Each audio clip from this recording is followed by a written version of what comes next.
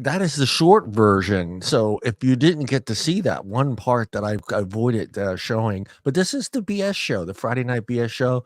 And the intro, if I would have used the original one, would have told you that this podcast is rated R and is intended for mature audience only. And if at any point in time you asked yourself, self, am I old enough to be here? You're probably in the wrong place. Right, Tina? It's a difference if you're asking yourself, are you old enough or are you mature enough? Because in that case, none of us should be here. None of us. None of us. Bruce Yeah, maybe. Bruce maybe. Bruce maybe. yeah, He it's rated R. Yes, we're back for another show, and we got some great, interesting topics that we're gonna be discussing tonight. And Dina's got a great one. It made me laugh when I saw the link. Dina, I started laughing. I go, okay. And I'm going to be honest with you. I have dated a few millennials, and I found them much more interesting and fun than I did any of the other generations, date wise. Date wise. I think I had more things in common with millennials and them being at least what 14 years younger than me. Correct? And Mm-hmm. millennials probably. I'm Sure. 56. I'm going to be 56. So, but yeah, that's Dina's topic. Why dating a millennial is so screwed up. So we're going to dig into that one, and then my topic tonight is it's relationships and the good, the bad, and the ugly, and the ones that have stand the test of time. And there's a few of them out there, right, Bruce? There's a few, even celebrities that have stretched out the good times of being marriage. I don't know. We're going to discuss some good points, bad points. Maybe we'll talk a little bit about our own relationships and how we made them work or didn't work, or how we screwed them up, or how the other person screwed them up. So We'll hopefully we be all here got. all night. Yeah, Dina will talk for the 2 hours of the show and discussing just Chap- her life, Bruce. Chapter 1. What Chapter not to one, do. Dina. Chapter one is yeah. Chapter one would be it's not you, it's me. That's the chapter one.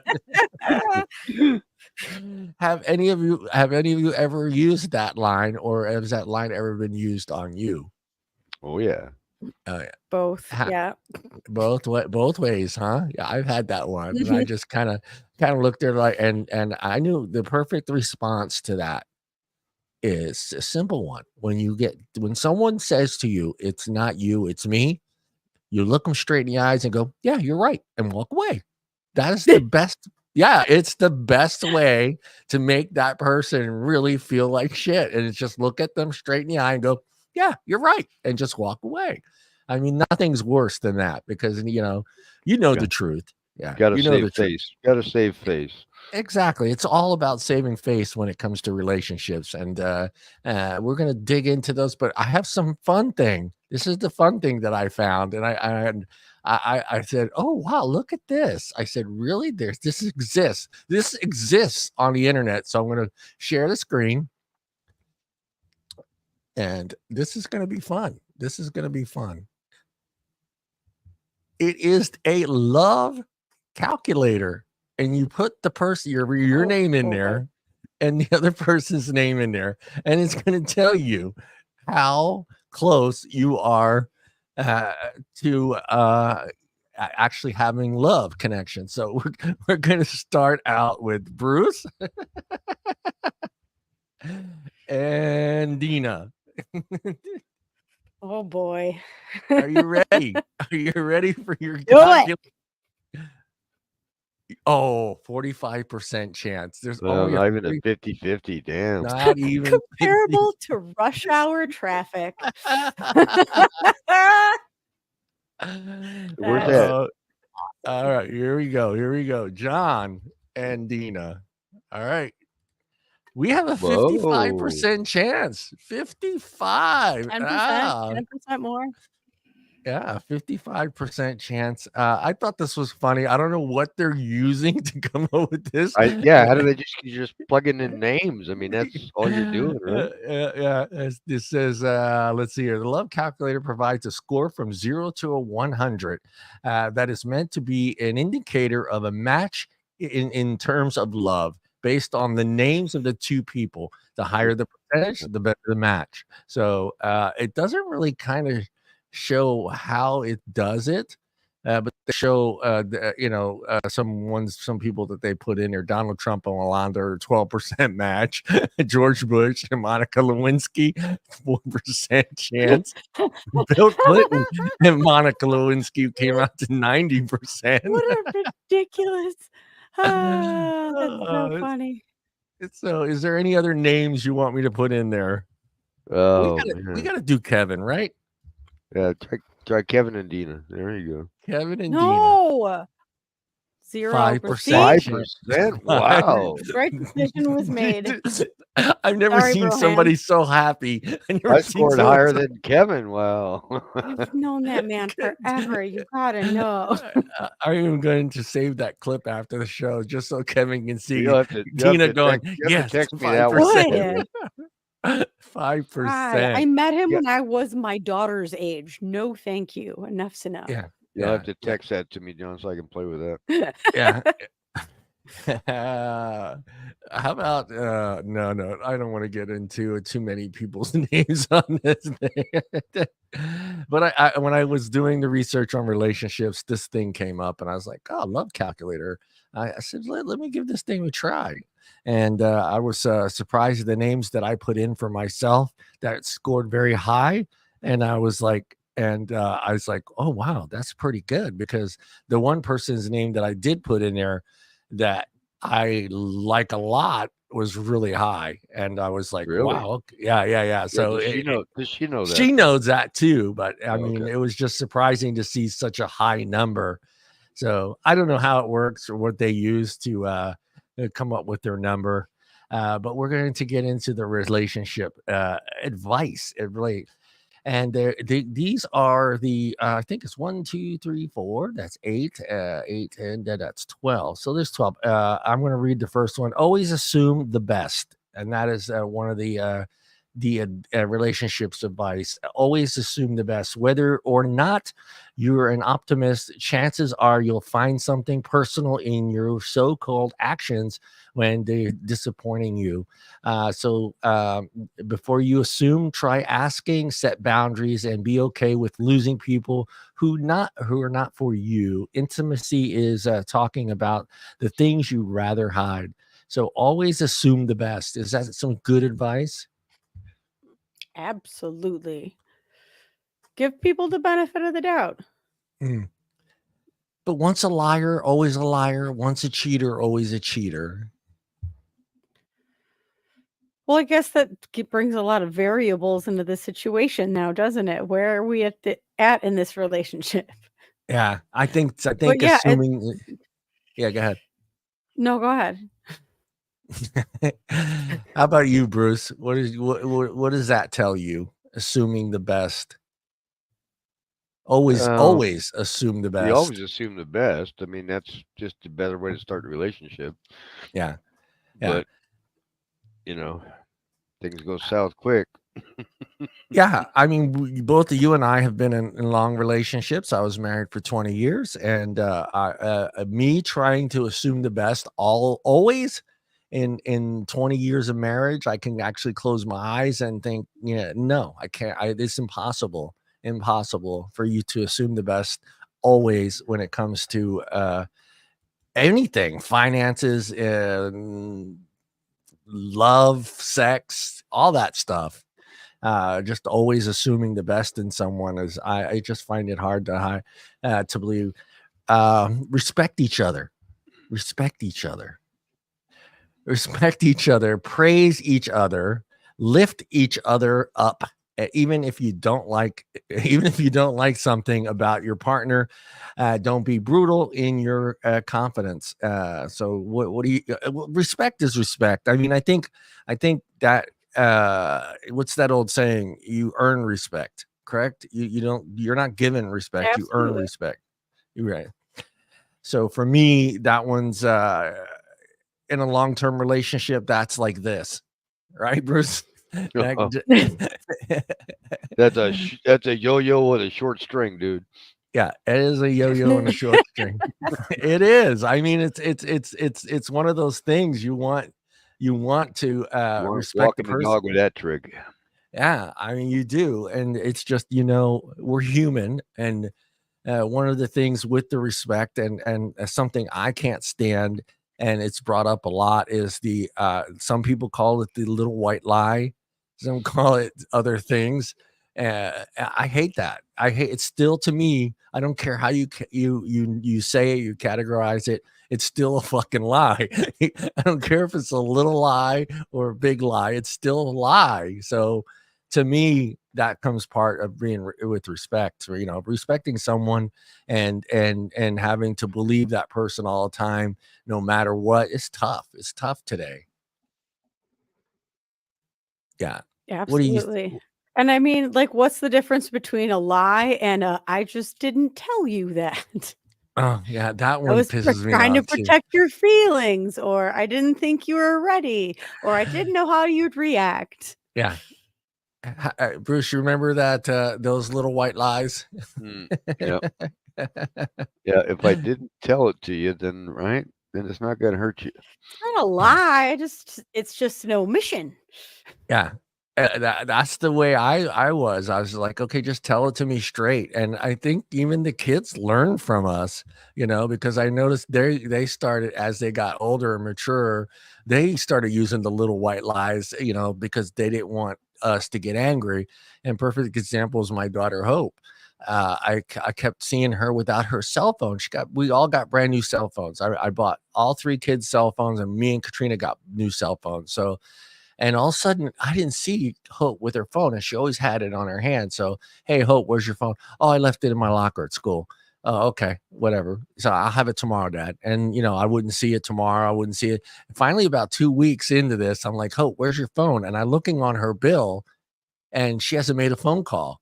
And I'm like, what's going on? And she finally goes, well, I didn't want you to be angry. I broke the phone. And I was like, Oh no. I Why said, didn't you just say something?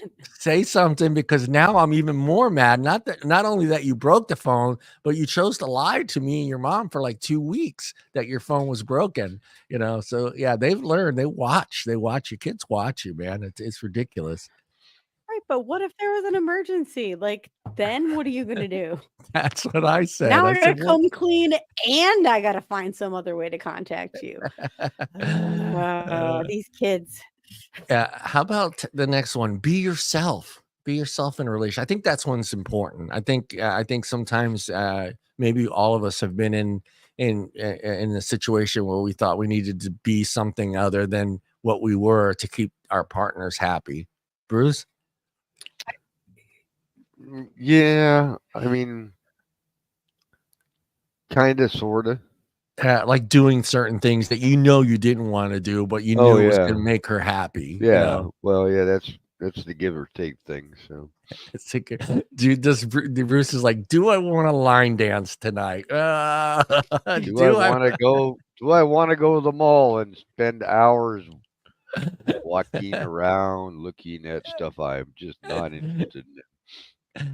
Being yourself is tough, and the thing that's the funny part is you fell in love with that person that I was. You know what I mean? Isn't that right? I mean, that's what pisses me off when they say First be thing I gotta do yourself. is change that guy. You married, you knew what you were getting. I knew Yeah, what I was getting. yeah, I don't need you to change. I already yeah. love for you for who you are. It all started with the Or wardrobe so you change. thought. Yeah. That's like a giant thing in new relationships is everybody puts on a facade to see Yeah. what's going to please the other person. And then you get really close and like it's been 7 months and you haven't Yeah. farted in front of each other yet. It's all a facade. The Yeah, farting well, part is tough. The farting yeah, part Just is let tough. it go, man. yeah, I remember the first time I let loose in bed, too, of all places, which is not a good um, place to do it. doing the old But Dutch oven there, huh? I was so George Allen. tired. It was so tired, and I didn't want to get up to go to the bathroom or go outside of the room. I was like, she's got to be asleep by now. and I just let it go. And the next thing I hear is just, Jesus Christ, John, and then just smack me with her arm. And I'm just like, oh man, you have no idea how good that felt. And she goes, I hope this is not going to be a recurring thing. I go, no, man. I go, I was really tired. I didn't want to get back up. I just got home from work, and I just let it go. And I think it sent a message to her that it was okay for her to do it as well. So I'm not gonna lie, she could put me out of the house too, man, with one of hers. You open the Bruce, floodgates. yeah. Bruce, do you remember that first time you did that in front of her? I think she did, and I just laughed hysterically, which just allowed it to be like, okay, it's cool. I would never do that to her, Luke, but man, she would kick my ass if I Dutch ovened her, man. Oh, she would have killed me. Yeah, for you guys, I mean, for us, it's tough. I mean, it's pain. Well, I'm sure it's painful for you guys holding them in too. But I mean, I think you guys can kind of do it and go oh, and giggle, and walk away. For us, it's there's no giggling. We raise our legs. We get animate about it. We don't just walk and fart. We can do like all kinds of stunts and tricks while we're doing it. So yeah. Back when we were kids, it was with the old match and lighter. Yeah. The methane explosion. Luke just lets them fly. Yeah, I did too for years. Luke, that was one thing I was like, I'm never doing that in front of her. I mean, she'll be pissed, and I was just tired. I got home, I used to work nights. Number 2 in the bathroom when, Oh yeah, just before she gets up to take a shower. That's the worst one, and then she's got to walk in there and take a shower and smelling that. You're the first time you both each do a number 2 in the house when both of you are present. Somebody's got to walk into that bathroom afterwards, it's like yeah. When you don't want any wet farts, that's not good. Give each other space. Ew. I think that's a big one. And I think that's a hard one too, because when it comes to an argument, for me, I was always like, I'm not leaving the house. You're not leaving the house. We're staying here, and we're gonna fix whatever's wrong. And I think giving each other space, I think, is in the way they're doing, it's just also meaning you don't always have to do things together. You know what I mean? I think that was tough for like our generation, Bruce. I think it was like, why do you want to go hang out with your friends when we should be doing something Friday night. You know what I mean? Did you ever run into that as well? Well, I mean, what's tough is, we're working lots of hours and stuff. Yeah. And you get home and, you got a kid and all that stuff. And then, trying to squeeze in your sanity time as well as the family time, the wife time. It's just not enough hours in the week, sometimes. Yeah, you run out of time. There is not enough time. And I mean, how do you go about it now, Deana? Do you give each other some space? That's assuming I have someone that lives with me. No, yeah. No, it doesn't have to good. be someone that lives with you either. I mean, it could be a relationship is a relationship, whether that person lives with you or not. Relationship. Yeah, I guess that's fair. Yeah, space is good. Figuring out who you are by yourself is good. Yeah, Luke, we missed you, man. Overanalyzing things in your own head, not so good. Yeah, it's a sexy librarian doing. Hi, Luke. You got your library card. That's the only way you're gonna find out, Luke. Yeah, I mean, I too was the same way. It was just like, yeah, it would be cool to go hang out with my friends and after a long week and stuff.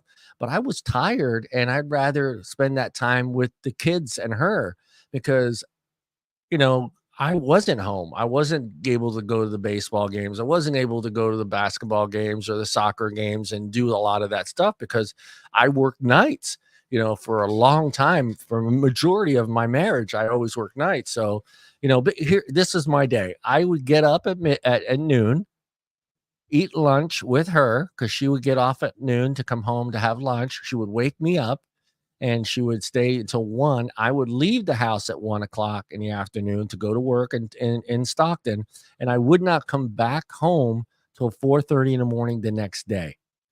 So that was my day. So that was a long fucking day. So when I It's a did long have day. time off, I would rather spend that time off with the people that that are important to me. And yeah, I get her, she would want to go do some other things, but she never showed any interest in hanging out with anybody or doing anything after work. And I think that was one of our downfalls is I think we didn't spend enough time outside of the kids and ourselves. And I think our marriage would have been better if early on in our marriage, she would have had some opportunities to go and do things with her friends, and the same as with me. So, and I think that was one of our biggest faults in our marriage is we never got that opportunity because we both worked long hours too. So, and it just being Mhm. able to actually do things with other people, and I think it would have been a blessing for us. I mean, did you feel like you spent enough time with your friends when you were married, Bruce, or were you like Uh, me? Not really, because I mean, you know, most of our friends, they weren't in the same spot we were in our life. Yeah, We got married young, had a kid young. Most of them weren't married yet. When they did get married, the kid was a lot younger than our kid, and so we didn't have a lot of social activity with a lot of other people because yeah, you know it just didn't work out. And then the wife slowly became like an introvert. She didn't really like to go out and socialize. I mean, we lived in an apartment complex where we had pool parties all the time, and she would want to go out to those and socialize or mingle or anything like that. She'd rather sit in the apartment or something like that. I mean, yeah, and that yeah, sucked. yeah, You know, yeah. That's me. That was us. yeah, It's the same way. We both ended up being, just homies, yeah. homebodies. How about you, Dina? I am still a homebody to this day. To this day, damn it, you love me To or this not. day, everybody says, "Well, don't you want to go out and blow off some steam? Don't you want to not be in the house? Don't you understand? Me being in the house is self-care. I don't want to Yeah, go out there. yeah, I don't like the yeah, people." yeah, The majority of, and I mean, it comes down to this. I was a serial monogamist for so many years. I've just always adopted other boyfriends' friends, and then we'd break up, and then I would lose those friends. So all my friends now are like coworkers, and at the yeah, end of the day, I love you, but yeah. unless we're going I, out drinking, I don't want to hang out. We worked a I don't wanna whole hang week I together. don't wanna hang out with you, man. I don't wanna see you after I clock out, goddamn it. I was the I same love you way. to death, but Yeah. The guys at work used to say, "Come on, John, why don't you come hang out with us, man, after work?" And I'm like, dude, I see you for 12 hours every day." I said, "I see my family for like an hour and a half a day," you know? Even when right, my boss felt sorry for me, and he goes, "Well, look, what we'll do is you can work 6 to 6." So it gave me a little bit of time to actually have dinner with my kids, but I would leave at 6 at night and come back at 6 in the morning. And what that did is I would get back into Modesto about 6:45. I would stay up and it give me an opportunity to drive my kids to school. So I got that hour in the morning with them and then that car ride with them. So, but I was still 6 to 6, still, 12-hour day. So it was tough. It was right. We tough. do what we can to spend time with our kids. That's it, and you do want your partner to be happy, and it sucks when one person is willing to give up some of that space and go outside of the relationship and hang out with the friends, and the other one doesn't. That makes it hard. That makes it hard. Now that person feels left out, and like, okay, well, eventually you start having some, you get angry. It's just like, hey, you rather spend time with your friends and not me. We don't even see each other, but you Mhm. have an opportunity as well to go out and have fun. You choose to stay at home. So Yeah, I mean, you hang in a house and it's like, because you choose to hang with the person who doesn't want to socialize. Yeah. And then you sit in the house, and it's like you don't even socialize in the house. You're like both watching TV, not even talking or communicating. You're just there. It's like something's missing here. Right. I think And it's that's more, why it's and worse. that's why space is important sometimes. If Yeah. you need that, I'm just bound to the house just to please my partner situation, like you gotta give yourself an outlet once in a while. Go bowling, Yeah. go golfing, go Yeah. outside and just listen to music and paint something, even if it's just Yeah. for 20 minutes by yourself. But Yeah. separate, have a little bit of Yeah. Grab a book and go to the park. Sit and read there you for an go. hour. Yeah, Well, anything. I said then Highly you get mocked recommend by that person for get a not dog. wanting to spend time with them. It's like Yeah. I Yeah. did. We're just sitting here doing nothing. Yeah. Yeah. Yeah. Right? That was I was in the longest relationship I've ever been in was 8 years. Sad for me. But that was like my biggest escape was walking my dogs. And I would just Yeah. let them go wherever. Just let me go where you want. I'll just follow you. It's fine. Yeah. I'd be gone for 2-3 hours. There's no people. It's free. It's free. Yeah. It's It's free. free. I think it's worse today because back then we didn't have the computer, we didn't have our cell phones, we weren't attached to social media. So if you were a homebody, you were a fucking homebody. I mean, you basically, like Bruce said, you were either watching TV or just walking around the house doing nothing.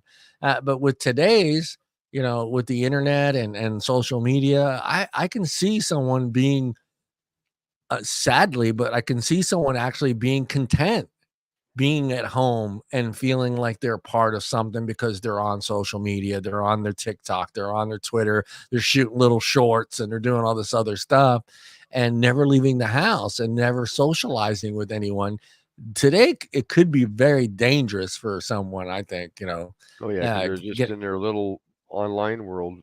yeah, in that little bubble, man, and I can see people. I'm not gonna say I could see. I have seen people getting stuck in that bubble, and like, no, I got to do this, or no, I got to shoot this little video. No, I got to take a picture of my food. It's like, dude, we're out eating. Enjoy that food. Don't take. What the fuck you taking a picture of it for? Or they You got don't think announced anybody? every Yeah, place they're at. yeah. It's I'm you here. don't. I'm here. I'm here. I'm here. I'm here. I'm here. I'm here. I think people have seen what chicken parmesan looks like. I mean, you're not showing a person the first time ever what chicken parmesan looks like. That's the truth. What is Luke right here? I'm at Back in my the house. day, Yes, I'm at the I did 7-Eleven. I'm have halfway VHS and between the 7-Eleven and my beta house. and a wall of yeah, books. He's absolutely right. yeah. And even back They in the were day, that was encyclopedias a of fucking date. That was a date back in the day. Fuck going to the video store, going to Blockbuster together, finding a movie to go home and watch. But now today's like fucking, I can pick any movie I want, sit down and watch it. I don't have to, dude. We literally today don't even have to leave the house, to be honest. No, I you can get have food all my delivered, food. groceries delivered. You can I'll, buy anything you except for want booze. online and have it delivered. yeah. You can buy anything you need on Amazon. You can Grubhub. You can fucking have alcohol brought to your house now. I mean, everything Not is in just, Wisconsin. well, yeah, them backwards people there in Wisconsin, they don't know. State qualify Yeah. Yeah. because there's Yeah. more bars per capita. So why would they let you get to beer delivered? I can see when you could why just they walk did that. literally I'm sure. Yeah. I'm sure the bar people fought fucking hard to make sure that didn't pass. It was like, oh, fuck that. We need people in here, I'm these sure bars. I could literally walk in 4 directions and I will find a bar within 1 block. Yeah, that's nuts, dude. I got a long Kenosha. walk. So's John. Yeah. You don't have far to walk, Bruce. Oh, I don't really either. I've done it. I've walked from the downtown at night when I couldn't get an Yeah. Uber home, and Yeah. it's a longer walk than I thought it was. Yeah, I can walk to O'Brien's Tavern. Yeah. I've done it before. Just so I wouldn't get a DUI, I have walked to O'Brien's. I had drank my ass off at O'Brien's, and I had walked my ass home. The only problem about that is crossing Tully.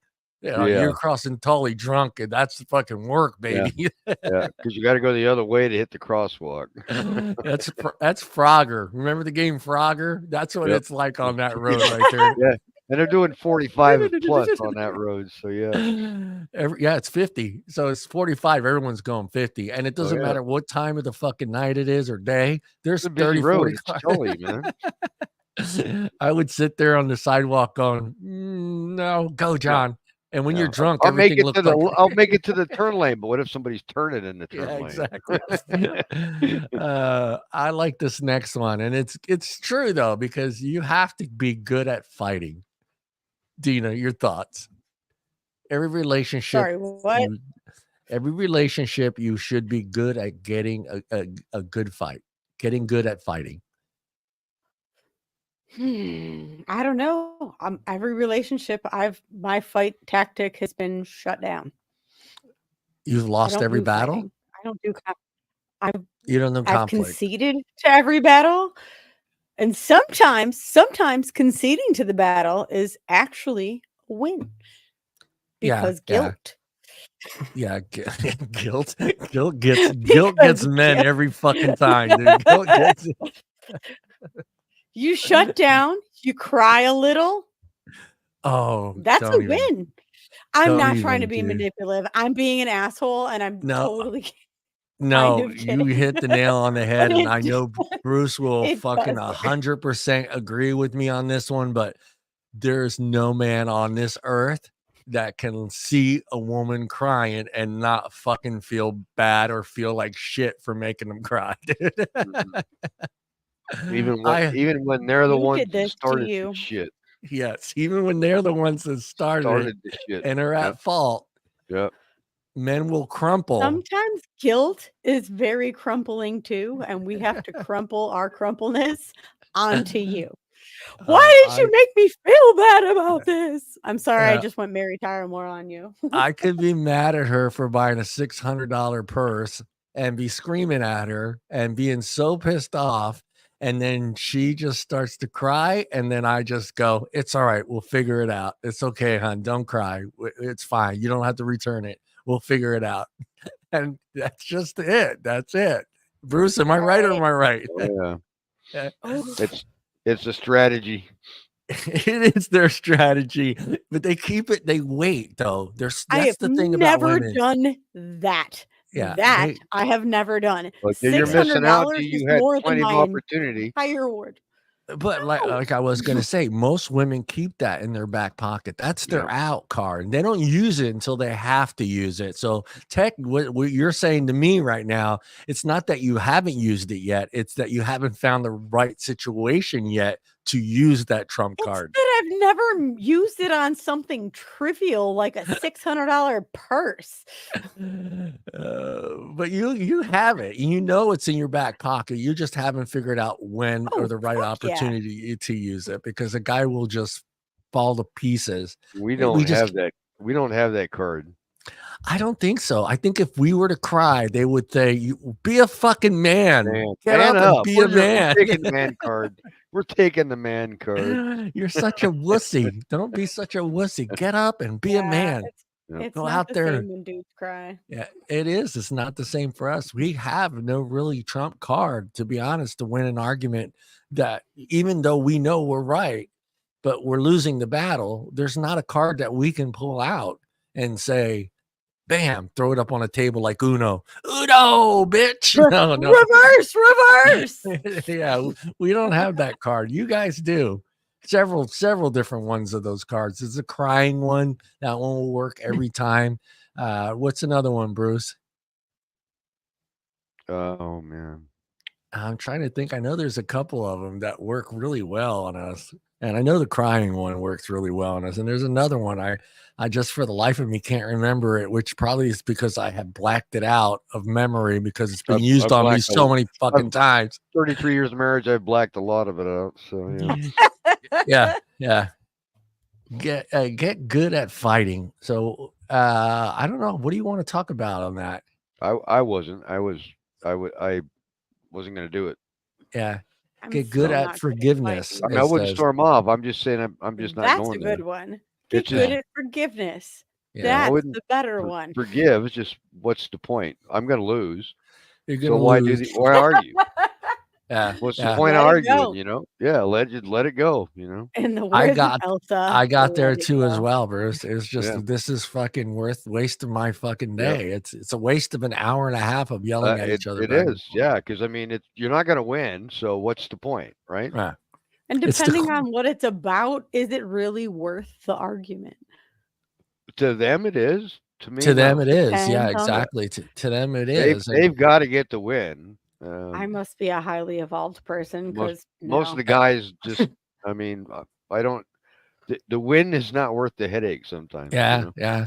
And it's even worse if you are married to someone, and I'm not just saying a female or a male, either one, but if you are married to someone that's very competitive, Yeah. whether it's in anything at all, that also comes into play when you are having a fight. That still their Mhm. goal is not to get anything but forgiveness and to win, you know. So it's tough when I married, like I said, I married a full-blooded German woman. So and she was very competitive. So, and she never let me win. We talked about this before. No matter what game we were playing, I was not allowed to win. And even when I tried, I couldn't beat her. You know, whether it was cards, board games, fucking you name it, she would beat me. You know, and she was that girl that would get up and do the fucking dance in your face, shake your ass in your face. Oh, but if you ever did win, they were poor losers.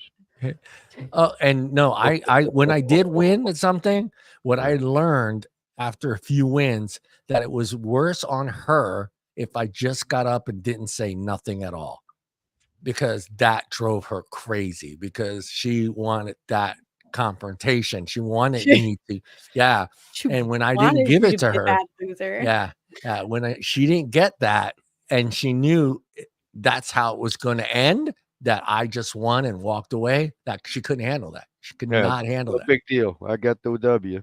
Yeah, that's what she wanted. She's like, me getting all excited and shaking my ass and being all pumped up, and for her to throw that in my face. Oh, well, you've won what, 2 out of 300, you know, and that's just gonna make you angry, and then you go back into it. Yeah, so it's tough when you marry somebody that's competitive, man. When they're competitive, woo, and I don't care if it's male or female, they're a different breed of people, man.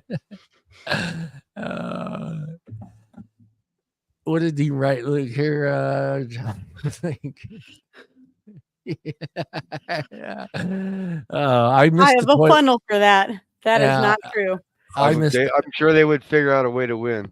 it would There's a still find a funnel. way. I own the funnel. There's a funnel. Keep the past in the past. This is a big one, and I think it Oh, is. oh, they Fucking cannot Bruce. do that, That John. one is That really hard. All they Okay. right, cannot. Bruce, That's share like your an Really thoughts, hard. Bruce. They cannot do that, John. That just doesn't happen. Dina, do you notice I didn't even get to finish that sentence, and Bruce got all excited? Keep the past in the past. That's I have a hard time with that one. I'm gonna give you Yeah. that one. Now, I'm going to ask both of you, does this matter if you're open in the beginning of the relationship?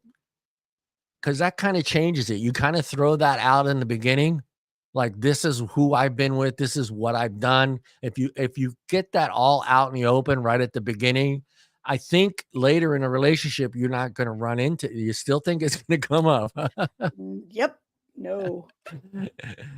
All right, who do you think would be the evil culprit more so than the other? Would it be the guy doing that The man. more? Yes. Oh, In my uh, experience. in your Sorry. experience, I'll give you that. Yeah, yeah. It's tough. I mean, I think even if you don't bring it up, I think it's still knowledge. It's common knowledge that you know, like, what each other have been through before you get into a relationship. And I mean, as you get older and you're my age and Bruce's age, you can't assume she's a fucking virgin. All right, you got to throw that card out. Duh. plus She's if got she's in 4 her, kids. She must still be a virgin. I mean, even if she doesn't have kids, if she's in her 50s and still a virgin, I don't want to date you. I don't want to be around you because there's something wrong with you. If you're in you must have been a nun and you convert it and you changed your mind. Hey, Steve Okay, that's Carell different. did a really good job in that movie. 40-year-old virgin. Yeah, I mean, I think anyone that goes into a relationship thinking today that people have been with 2 or 3 people only, that's not fucking happening in today's world. Maybe in the 50s, 40s, that was common where, even divorce wasn't common back then, but I mean, people didn't sleep around in the 50s. They didn't have multiple partners. Guys weren't sleeping with 10 or 15 women before they got married, you know? I think I that don't know how true that is. It just wasn't really it real These wasn't days, knowledge. I talked feel about. like there's a balancey average. 2 people? I did There's that in the last month. two. No. Two? Are you okay? Are you okay, Do you Luke? need a hug? Do you need to reinstate your library card? Well, I Do I you need think a hug? No, You need I physical hug. Luke's not. It's Luke's. That's common today, though. There are still a lot of people that are in their 30s and 40s that have honestly only been with 2 people or maybe 3 at the most their entire I'm life. so sorry for you. I'm so sorry. Now, I don't feel sorry for them because I feel like maybe they did find someone that was, because a lot of times these are people that have been with 2 or 3 people, but they're long-term relationships. They were married 10 years or they've been dating someone for 10 years, living together, then in a monogamous, So if I hear that, I'm not so shocked that if someone says, I've only been with 3 people my entire life. I can see how that can be. Yeah, that's still assuming you didn't get laid in high school. Come on, you didn't screw around a little bit in high school? Hey, A little bit? I'll say what the kids in high school said. Do hand jobs count? Yes. Yes, they do. Did you watch the Monica Lewinsky, Bill Clinton thing? It depends on what your definition of the word I did is. not have I'm sexual pretty relationships sure with. is means that you did. Inserting a cigar into a vagina is considered sex. It's penetration. And to smoke it after that's done, that's just to me. Oh, dear When I heard that whole God. thing, I'm not a Bill Clinton fan. I've never been a Bill Clinton fan, but hearing that and where he did it and how he did it and what went down, rock star. That's all I'm yeah, saying. Rock he star, did. dude. John, he didn't inhale. He didn't He inhale. didn't inhale. That's He didn't. y- I don't that was respect the him.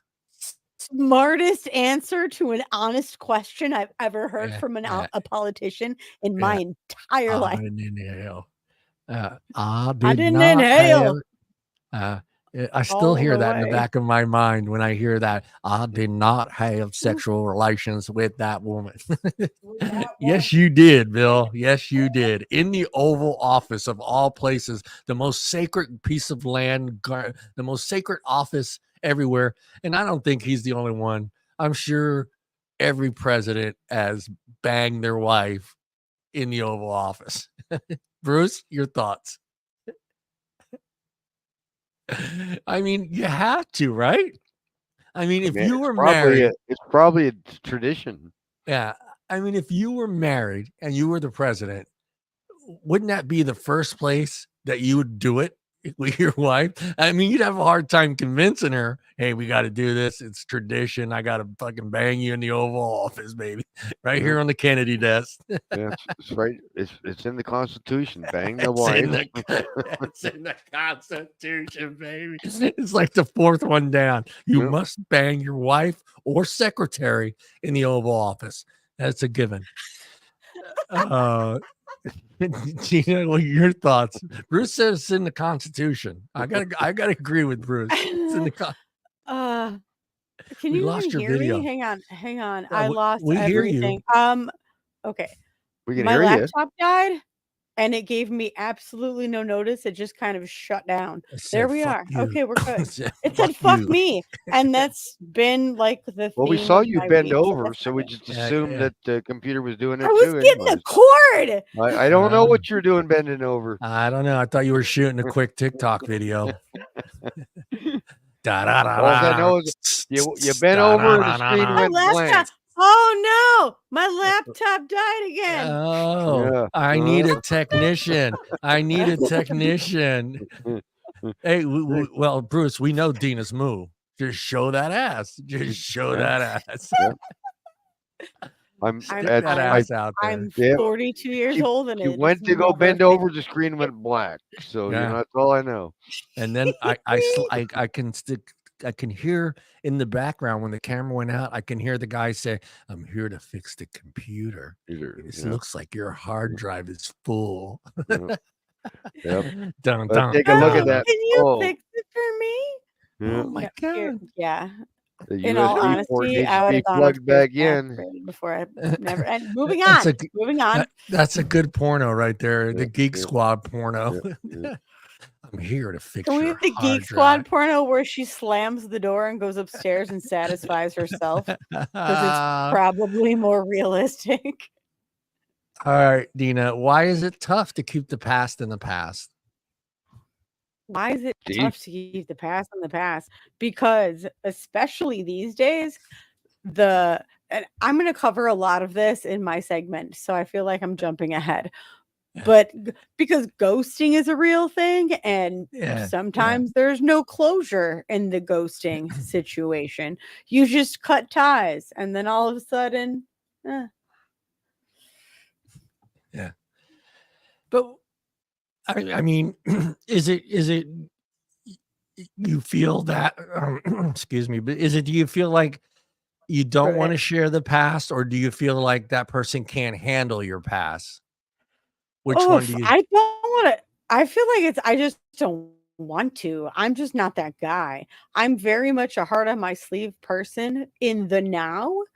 And if I'm very close to you after a long period of time, maybe I might divulge that information, but ew, no, ew. Well, yeah, I mean, you're in this relationship right now, so it's not like you're building on the you're already in a relationship, and they're saying keep the past in the past. And like I'm saying, I think that sometimes some people don't want to share their whole past, or they feel maybe that person can't handle it, and then 5 years down the road, the past comes back to haunt you, and I think that's what causes. Yeah. I can see how that can cause some relationships Or to 9 end because months or, 9 months, Luke, 5, 6 I months. am not a man. I am a total lady. Okay. Or if you get married, you end up getting married, and then 9 months into the marriage, you find out she slept with your brother. That's something Or I like should have 2 known. years into the marriage and you find out they're wearing your sweaters. Have I told you about my ex-wife? Oh, I know, but yeah, that's what I'm saying. I think if it's something, sometimes again, it goes right back to the little white lie, or the lie that you feel you don't want to hurt somebody, so you just keep that one in. As Seinfeld would say, it's in the vault. It's in the vault. It's in the vault. It's in the vault. I mean, that vault wasn't very secure to begin No, with. it wasn't. Not on but- that show. Not on that show. All it took was schnapps and. That's humanity, though. The vault is only as secure as the human that is guarding it. Yeah. The guy is only as good as the person who holds the key, man. Yeah. Bruce, how about you, man? I mean, when you were, was that something early in your relationship with your wife that you guys talked about each other's past before you got married, or? I mean, to a degree. I mean, we were both pretty young, so it's not like we had a big past, right? Yeah. But you were the high school jock, the high school, probably loved by many women and girls, I should say girls in high school. Well, I mean, the plus was I was kind of smart about it because I didn't date any girls from my school. Yeah. Or my sister's friends. It was my rule. So I couldn't date my sister's friends or any girls that actually went to my school. So I dated girls from other schools. And the theory behind that was they would run into each other. Yeah. Nor will I run into them unless we're out and about, or we drove at each other's house, stuff like that. So they weren't ever like local. Yeah. Right. And back then we didn't have cell phones or computers or thank God. It is stuff. So I mean, it was easy to hide because it was all landline phone. or Yeah. you drove to find them, right? Yeah. Yeah. So it was a lot. It was a lot simpler back then. Yeah. Now it's tough to hide.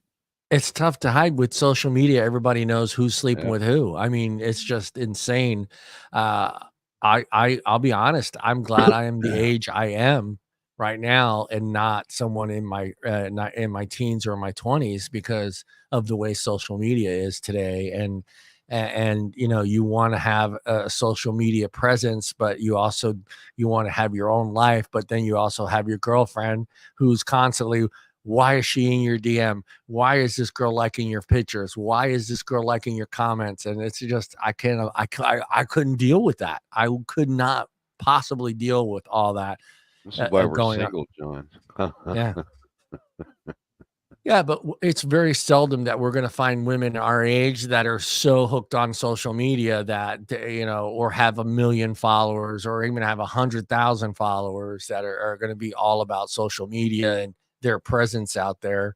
And you know, and I don't know. Do you? I mean, I'm not going to pretend like guys don't do the same thing. I can imagine some guys asking, because if you think about it, who has the biggest and most prevalent presence on social media? It's women. Women.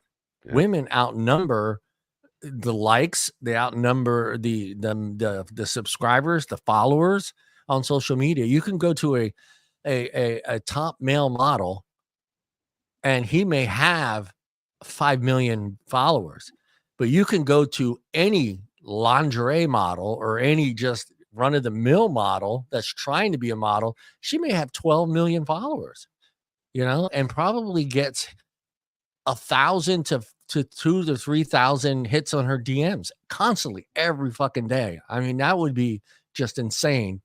Imagine 1,200 dick pics coming in every day, Deana. Uh, uh, uh. That's too Uh, much. One dick pic is enough for me. No, thank you. one. All right, Brucey, this is ours right here. Knowing when to apologize. Knowing when to apologize. Bruce, your thoughts. This as soon as you walk in the damn door because you've done something. In their mind, you have done something. You have done Even if you something. haven't been home all frickin' day, Yeah. right? They just work themselves up into a tizzy. So you walk in the door and go, "Hi, babe, how was your day?" It's like you are in the doghouse. Yeah. Sometimes just asking them, we're told to do it, but sometimes just asking how their day is sets off the fucking Oh the yeah, fire alarm. Sets off the fire alarm. yeah. It's like a fuse just got lit, and you're waiting for the Look at bang. Tina. We love women, I've Tina. closed the door and then open it and go, "Hi, babe. Yeah. We'll try this again." I didn't get Yeah. the response I was looking for. Yeah. Yeah. I've got a lovely bunch of coconuts. Yeah, you do. There they are, standing Uh, in the row. yeah, I mean, I would try. We all have tried to even apologize, sincerely apologizing, and still getting shit on because it wasn't done properly, or it wasn't, you know, I didn't cut my arms and bleed to You make you didn't happy. crawl on the floor. Ah. You didn't crawl on the floor to apologize. Yeah. Yeah. See, this is why I shouldn't be the only girl on the show, because then I get unpopular opinionated, because my No, no, no. opinion is not what most girls would think. Right. But you're good for the show, because I mean, what we're like, look, I mean, Bruce and I, and you, this is what I like about it. You're being honest. You're sharing honest things that have happened to you. You know what I mean? So it's not it's not false, or it's not fake. So what you're hearing we're not shitting on women. We're just sharing what we've been through. So and yeah. Sure. Yeah, so it's not that I hate women, or Bruce hates women. These are things that have actually, I mean, between Bruce and Happened. I, I'm sure. yeah, That's between fucked up. And there's so many effed up as a lady, I'm gonna get shit on for saying this. So I Yeah. guess karma. Karma. There are a lot Karma, of bitches. not so great female opinions out there about Oh, I get on the reactions YouTube and video, and reacting I, to reactions. it's amazing how many women are actually making YouTube videos talking about how fucked up the women are in relationships. Yeah, it's become common ground now. I don't understand that. I don't Well, understand that. and I don't know if you Next guys week's have heard topic. this. That's my topic. Have you guys heard this sprinkle, sprinkle, drizzle, drizzle stuff? Uh-uh. Check that out. No. Check that out. I'll have to check that out. I listen to don't hate me out there, but I listen to Call Her Daddy. I listen to that show a lot. I like listening to that show. Her topics are like ours.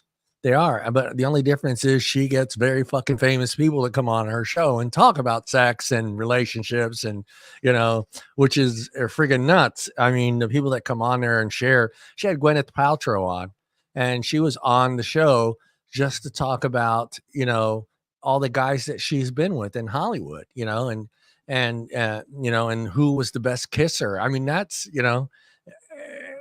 it's unheard of. That would not have happened 20, 30 years ago. No Hollywood star would have got up there and shared. They would have waited till their career was almost over and then wrote a book.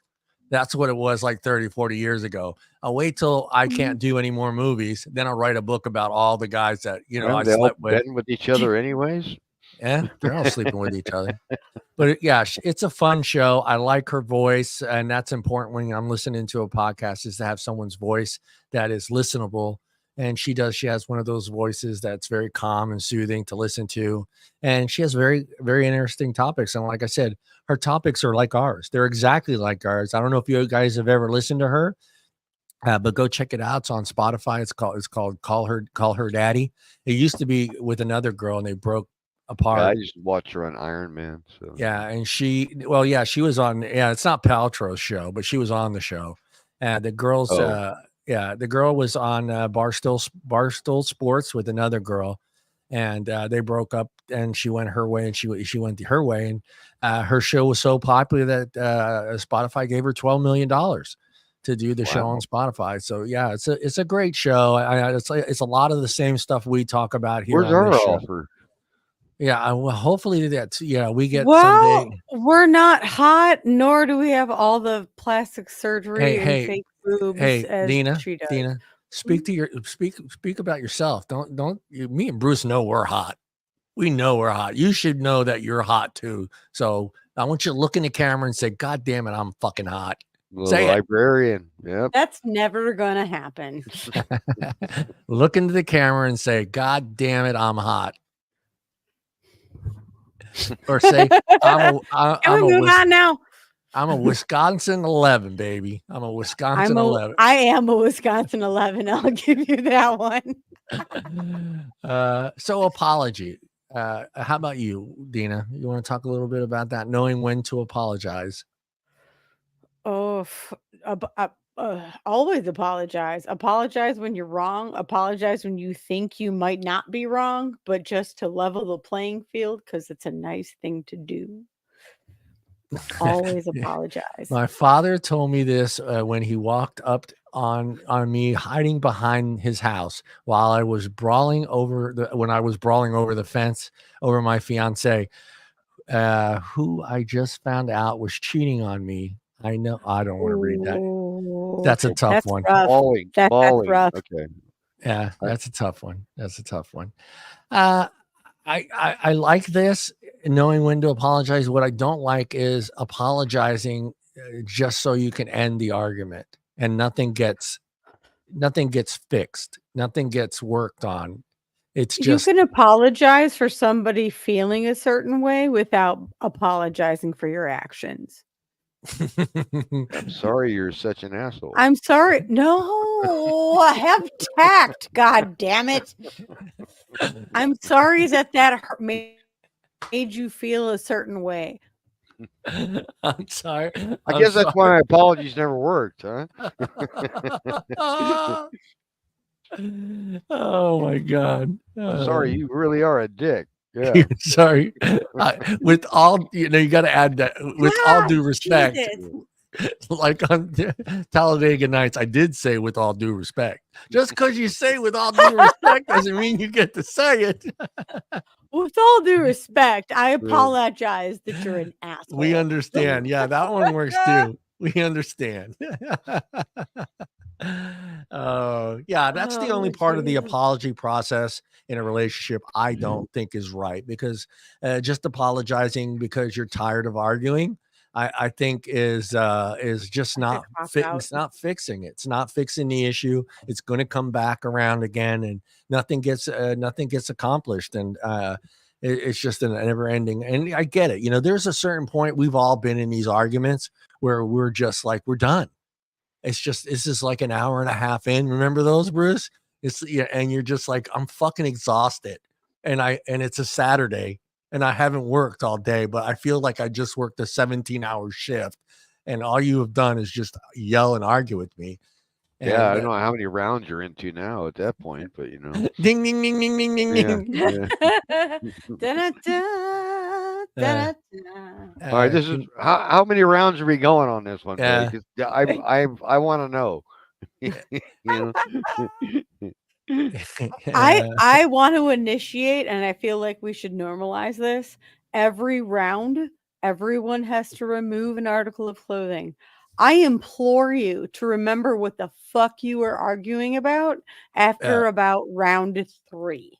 Yeah. And then I'm so mad at son of a. Yeah. Oh, the crazy part is, and I'm sure this has happened to all of you. You started the argument about something, but by hour 1, it's like it's totally different argument. You're arguing about. Yeah. They it went from you not getting home in time for dinner to you didn't fix the dishwasher, you didn't fix the fucking car. Oh no, because the list grows. Right? You think an elephant's got a memory they don't forget? Try a wife. Try a pussy. They can clam bakes. They can remember everything. Oh, she can't remember where she put her keys.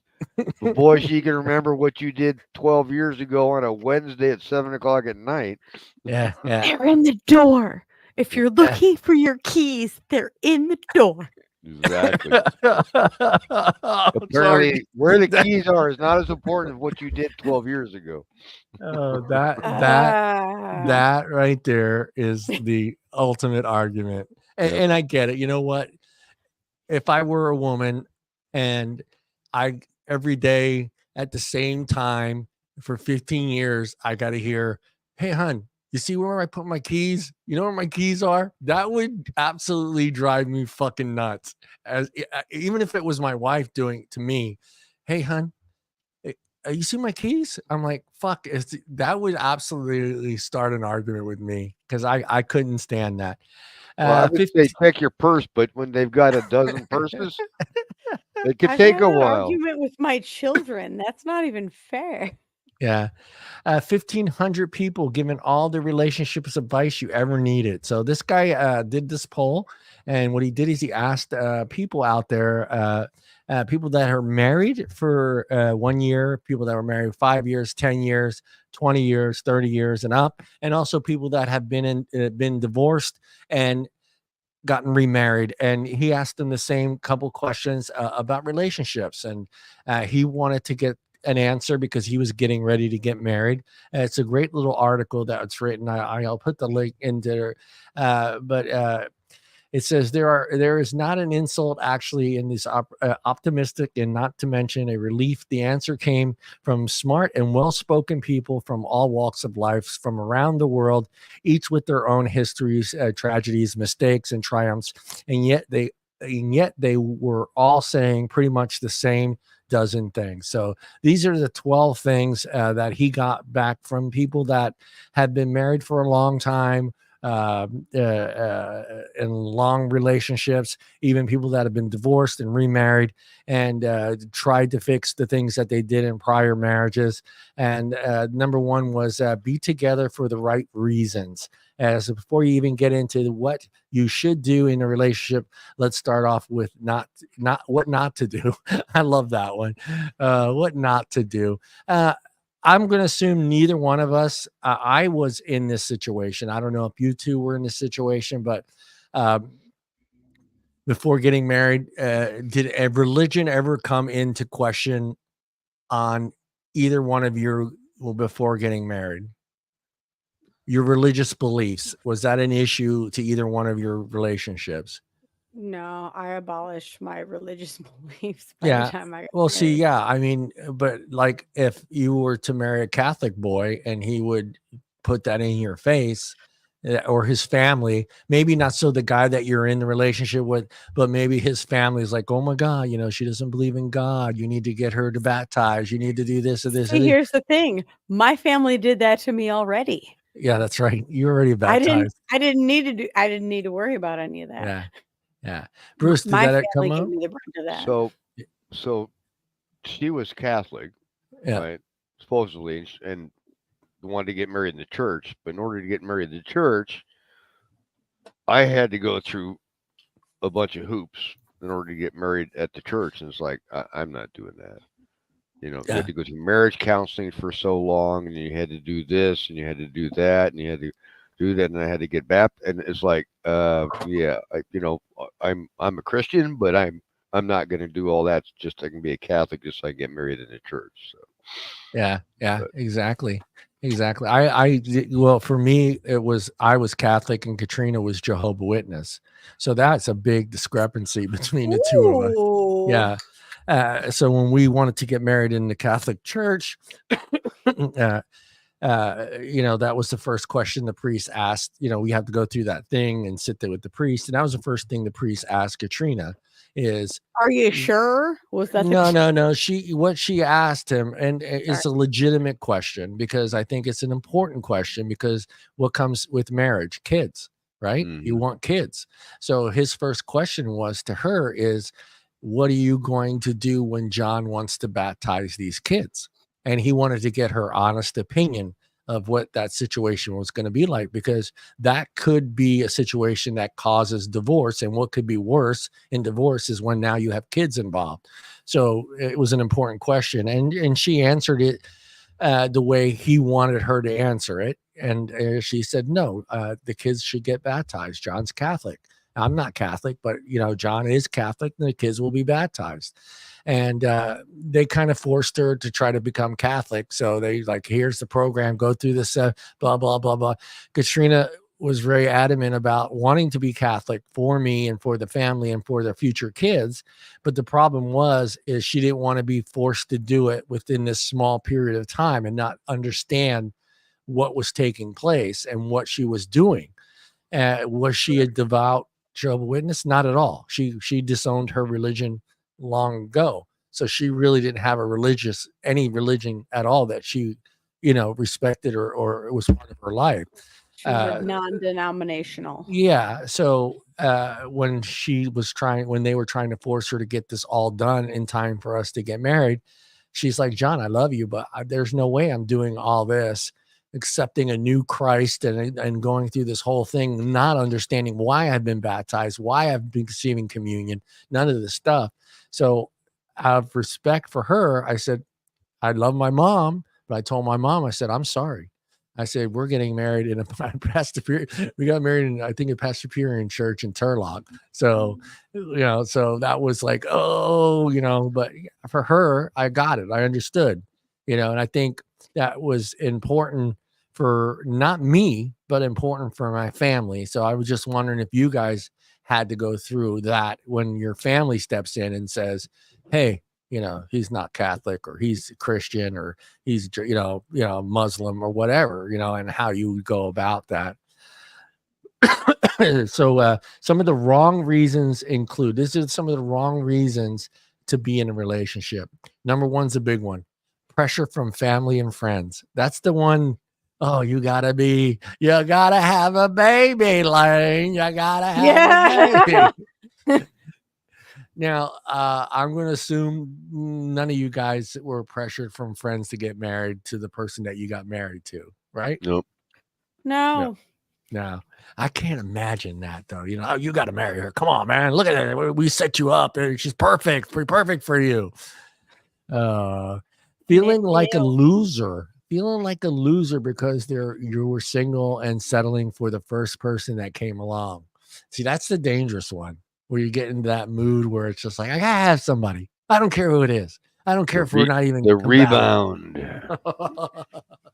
The rebound is, I'm gonna So get in trouble for this one. sad. The rebound is good for one thing and one thing only. And when you're done, get the hell out. Just get out because that relationship is never gonna work. I'm sorry. I have not seen anybody go from marriage to the rebound and then marriage that rebounder and had a happy marriage. They did not happen. It did not happen. You guys, anybody you know? Yeah. No, but I mean, I've heard it. I mean, the stories I hear is there's, for example, a widower. Yeah. There's two types. The one that will get remarried within the first year of being a widower, Yeah. and the one that will never get remarried again. Yeah. Yeah. Yeah, the widower is tough. The widower is tough because there are guys. You're right. I've seen some relationships, not even just widowers, just guys that were married for a long time, getting divorced and then remarried within 6 months. Oh, there's some Like guys I been married found the like next, 3, 4 times. It's like you didn't learn the first time. yeah. It's not even that. I mean, you didn't even give yourself a chance to be out of that relationship. You didn't even give a chance to learn about yourself or to explore things or do Some guys cannot be alone. single. They And can. it's They just cannot be not in a relationship. yeah. They just. I don't know what it is. And I got some friends. I won't say who, but I mean, there's some guys that just they've Yeah. got to be in a relationship. They have to be with someone. They need Even if that. it's miserable, they've Yeah. got to be in a relationship. That's what body pills were made for, right, Deana? I'm just learning this now at 42 years old. Yeah, but I don't Get see a- you that person. get- I don't see you, Deana, as that person that needs to have someone in their relationship. I'm just learning this in the last I'm just learning this in the last since I've been on this podcast. No, Yeah. I'm by myself. I am learning to be by myself. It's like a hack. Yeah. Don't date. Yeah. Be alone. Just be Yeah. by yourself. It's so much Explore, better. have fun. I mean, that was my deal. I was like, it was a whole new world, and I didn't want to get back in that old world, A so whole quickly. new world. Sorry. Yeah, Well, I and mean, you, you and go. you go out dating, and you can feel that old world creeping at you. Yeah, And you start it's going knocking. out, you start It's this sound, Bruce. continually dating somebody. You start feeling that. Oh, that it's like, oh, the things I didn't like about being there are just like they're like showing their little face again. I mean, it's like, oh, Yeah. scary. Back Yeah. up, Oh, back up. is it? No, no, It's no. that knock on the it's that knock on the door, Bruce. Yeah. It's that knock on the door. And no, look, I'm not. There's nothing wrong with that. But if that's that type of person you are, that's great. I mean, if that's what you need in your life, and it's going to keep you happy, then so be it. So be it. That's your life. But I think anyone that's been in not just in a marriage, a long-term marriage, but even a long-term relationship, 10, 15 years, and you get an opportunity to go out there and do the things that you wanted to do for the first time that you didn't have a chance to do, I think is important for you, not just as a person, but an opportunity to grow as a person and maybe give you some time to reflect on the things that you may have did wrong and reflect on some of the good things you did in a relationship. So, and I think if you don't give yourself that time period to reflect on those things, I think you're just destined for failure again, in that next relationship. What have you Because learned? you didn't learn anything, and you're just going to repeat the same things that you've done before because you didn't have a chance to reflect on those things and to make yourself a better person. Here's the one, being together for image. Because the relationship looks good on paper. I like that one. Looks good on paper or in photos, it says, not because the What? two people actually admire each other. Tina. Who's Tina? Tina's my homie. Oh, Tina's your homie. What's up, homie? Hi, I mean, Tina. do you think that applies more today than it did, say, 30 years ago? Well, I take that back because you did have the I trophy absolutely wife. think it does. Yeah. The trophy wife thing. But if you go back so many years, the wife is more of like a family establishment situation. It's the Yeah. matriarchy. You're appointing someone to be the head of your family. Yeah. These days, not so much. Not so much. This is your mom. Yes, she's 18. I know you guys are in your 20s, but this is mom now. This is mom now. It's fine. Everything's fine. You got a 25-year-old mom walking around. You can call me mom. You can call me mom. I'm You older than you, Mom, bitch. I'm only 3, right? I'm only like 2 years older than you. It's fine. We went to college together. Or the kid's older and it's like, bitch, I'm older than you, man. I ain't calling you mom. Fuck. Oy vey. But The hey, man let's I'm be with honest. is for. Oh, okay, go ahead. Yeah, let's be honest. It still has any relationship we're in still has image as an important factor. Let's not bullshit it. You know what I mean? You're seeing someone because you're attracted to that person for many different reasons, and a lot of times looks is up there. Like, I mean, right? Am I right or am I right? I'm not, no bullshit. Looks are It's hard. important. It's hard not to put looks up there. Like if you have a Harvard graduate that looks like a troll and a Harvard graduate that looks like Who just barely graduated. Seth MacFarlane. You're Oh gonna God. go for the Seth MacFarlane guy. Yeah. Yeah. So that's a tough one. I mean, but then again, let's be honest too. I mean, there are couples that you see even in everyday life because it's not just Hollywood and famous people and rich people, but we've run into people in our everyday lives, and you look at each other at them as a couple, and you're like, something's not right here. Am I right? Yeah. You just don't see how that happened. It's just like, how did these two worlds collide? How did this happen? Who drugged who? Who drugged who? It happens. It It happens, just you know, happens. and I don't want to say because and look, I'll be honest, it's not always about money, but it does. I mean, if I were to put a number on it, Bruce, a percentage on the couple that is just way out of each other's leagues, what percentage would you say money is involved? Well, there's dollar signs there. There's what percentage? Give me a percentage from 1 to 100. What do you think Oh, is? there? I expect if it's especially if it's the old man and the young one, it's definitely there's probably like a good 80%. Yeah, yeah. Wow, you went 80? I was gonna go up there too. I was gonna go like 79, 85% of it has to I was be gonna say money. 65 because I'm You- sure like the gold diggers throw off the balance, but love is love, man. Love is love. Yeah. I mean, Uh-huh, uh-huh. We all want to believe that, don't we, John? I do. I do. I do.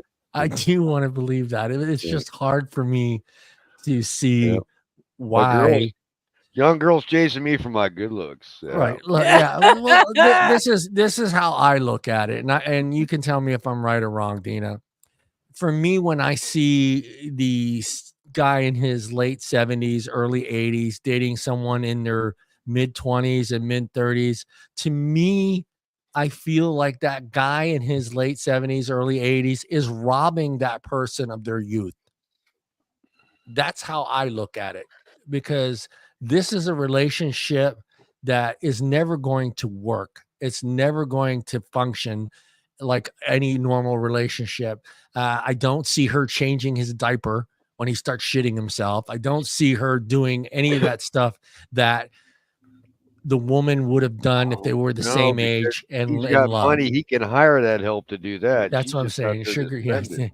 But do you think Do you think? Am I right about that though? I mean, I feel like they're robbing that person. Whether it's the other way around too. Whether it's the I old think they, lady dating the 20-year-old guy. I think I the feel gal's they're gonna get. Oh yeah, if She's, it's an old lady, I she's mean, it depends on the age gap. It depends on the history. It depends on a lot of situations. Like John, you said 14 years. The man I've been with for the last a long ass time, 14 years older than me. that's not a bad number. It's not a bad number. It No. fits in if you do the equation, Yep. we're Half still your age. we still fit the boundary. Yes. Yes. well, what is But it? what? Did we But agree on the equation? Is it still yeah, it's still divided by half your half age plus plus 7? 7. Plus Yeah. 7. That's the one we're sticking with. We're not sticking with the new one you tried to throw out there, Bruce, to work that was to work for And complicated. if you. you get really technical, I mean, I met him when I was 18 and he was 32. So Yeah. that was Yeah. Yeah. That's a good number. But the number it's I a threw out, was 75, and he was dating a 25-year-old. That's a gap, and that's a fucking whole life gap. that is gold digger. That's like a 1% situation though. You can't Yeah. compare that to every other. Yeah. And look, I'm not going to pretend like there isn't an old man fetish or an old woman fetish people out there. I'm sure they're out there. I'm sure they're out there. I'm sure they're out there. And could that relationship end up being true love? I don't know. I mean, I mean, I'm not there. I'm not. I could. I mean, what do you think, Bruce? What do you think the odds of that ending up being true love?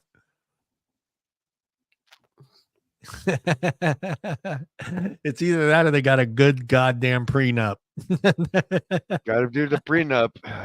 Yeah, one lock, Always do the prenup. If there's Loctite money, prenup. don't do the Yeah, prenup. being young and naive and hopelessly in love and thinking that love will solve everything. That's the last one for not being in a relationship.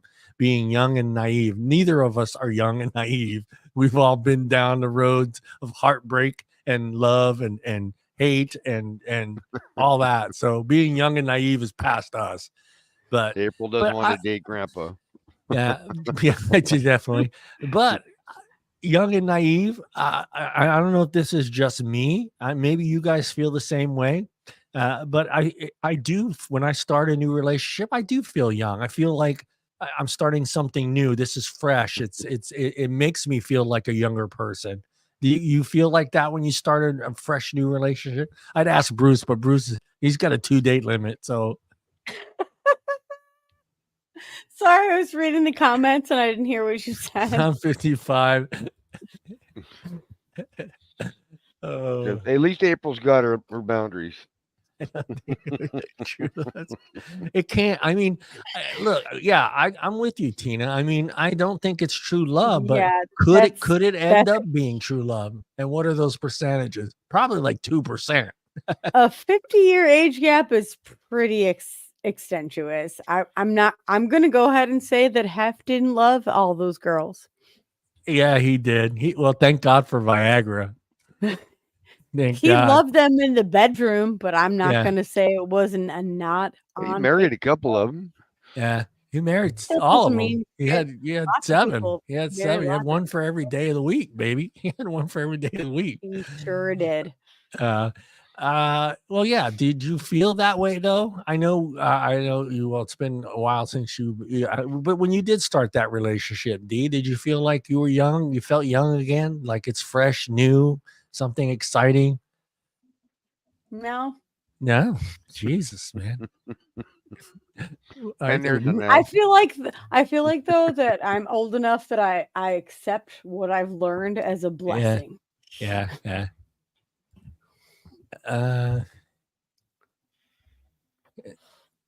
Yeah, you can. I mean, no, I'm right. I agree with you there, but I don't think that it's a high number. I mean, if you were to take 100 relationships or 100 couples that have that 50-year gap, I'm willing to bet that the ones that last the test of time, or the guy eventually fucking dies because he's already in his 80s, but I'm willing to bet that it's a very small number that it's true. Sure. It's just absolute true love, and it's going to stand the test of time.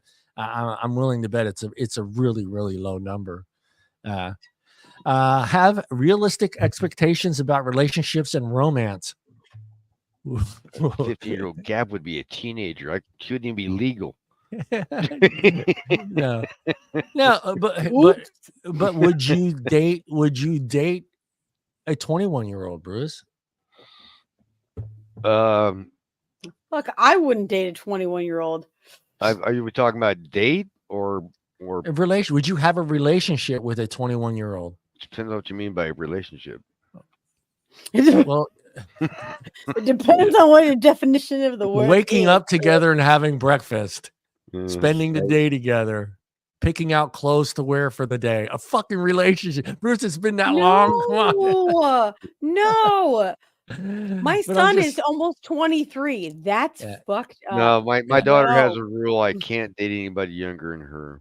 Yeah, you can't. So I told her to quit having birthdays, but that hasn't stopped so far. How's that working out for you? Not so well. Yeah. But yeah, having realistic expectations about relationships and romance. I mean, that's again, we go back to what I said in the beginning. You know what you fucking married. Don't try to change that person because that's where you run into conflicts in your relationship. Don't If marry you- the same damn thing you just married to, too. Yeah.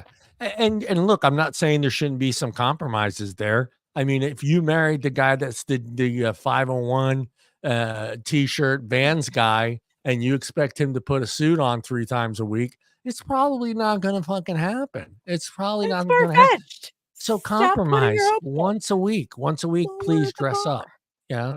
Yeah. So with breakfast, that's it. Yeah. Just breakfast and then leave. Leave.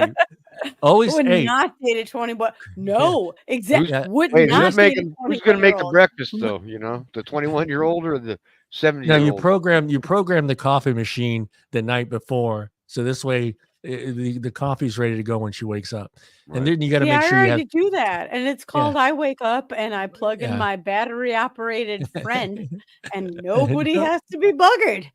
Yeah, there's no way I would date a 20. I and not that I wouldn't No. have the stamina or the ability to keep up with a They have a 21-year-old. pill for that, I Joe. have And the I'm not ta- patience to teach the someone that's patience, 21 how to the do patience. what they're Yeah. supposed to do.